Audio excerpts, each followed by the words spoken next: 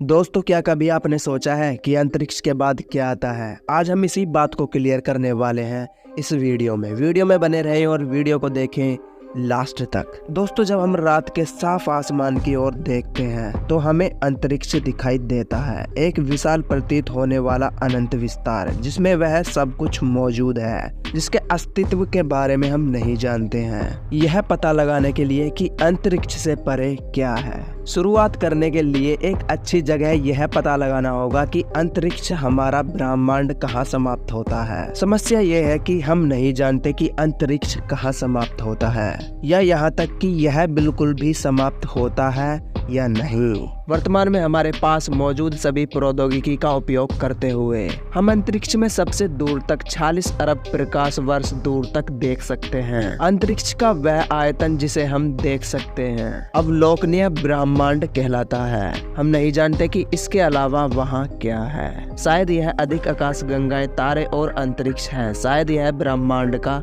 किनारा है। कुछ लोग सोचते हैं कि ब्रह्मांड अनंत है, यानी यह हर दिशा में हमेशा चलता रहता है। इस मामले में अंतरिक्ष के बाद कुछ भी नहीं है, क्योंकि अंतरिक्ष ही सब कुछ है। लेकिन अगर ब्रह्मांड का अंत हो भी जाए तो हमारे लिए यह पता लगाना बहुत मुश्किल हो सकता है कि किनारा कहाँ है। उदाहरण के लिए पृथ्वी ग्रह पर हमारे घर के बारे में सोचें। हम जानते हैं कि पृथ्वी अनंत काल तक नहीं चलती, यह समाप्त होती है और अंतरिक्ष शुरू होता है। लेकिन अगर आप पृथ्वी के किनारे की तलाश में चलना शुरू कर दें तो आप वहां कभी नहीं पहुंचेंगे, भले ही आप हमेशा चलते रहें। ऐसा इसलिए है क्योंकि पृथ्वी एक गोला है। यह पता लगाने के लिए कि पृथ्वी का एक किनारा है, हमें इसका आकार जानने की आवश्यकता है। ब्रह्मांड के आकार को समझने से हमें यह पता लगाने में मदद मिल सकती है कि इसका किनारा कहाँ है। खगोल शास्त्री अभी ब्रह्मांड का अध्ययन कर रहे हैं, ऐसे सुरागों की तलाश में है जो हमें इसके आकार के बारे में अधिक बता सके।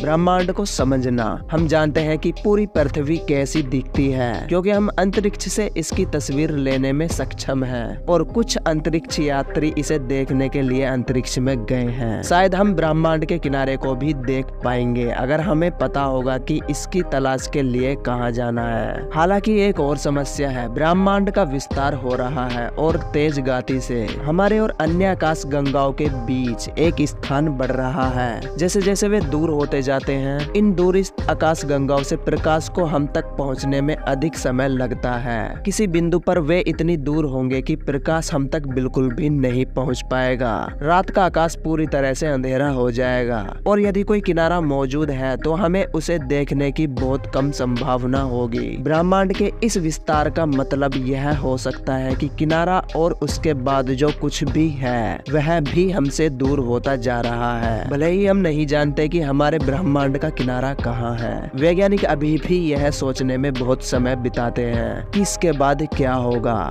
एक मल्टीवर्स, यह संभव है कि केवल एक ब्रह्मांड नहीं है और हमारे ब्रह्मांड से परे अन्य भी है। हम मल्टीवर्स के सिर्फ एक छोटे से हिस्से में रह रहे हैं। शायद हमारा ब्रह्मांड अंतरिक्ष के अपने अलग क्षेत्र में समाहित है जो शून्यता के विशाल विस्तार द्वारा अन्य ब्रह्मांडों से अलग है। यह हो सकता है कि समांतर ब्रह्मांड एक दूसरे के करीब हो या अतिव्यापी हो। इसका मतलब यह होगा कि कोई वास्तविक किनारा नहीं है, बल्कि ब्रह्मांड एक दूसरे में मिश्रित हो रहे हैं। ब्रह्मांड की वास्तविक प्रकृति हमारी कल्पना करने या समझने की वर्तमान क्षमता से परे हो सकती है। ब्रह्मांड के आकार को समझने से हमें यह पता लगाने में मदद मिल सकती है कि क्या यह हमेशा चलता रहेगा या इसका अंत होगा। इसके बाद जो आता है वह और भी बड़ा रहस्य हो सकता है। तो दोस्तों, अगर आपको इस वीडियो से कुछ समझ आया हो तो प्लीज लाइक कर देना। Keep supporting and thanks for watching.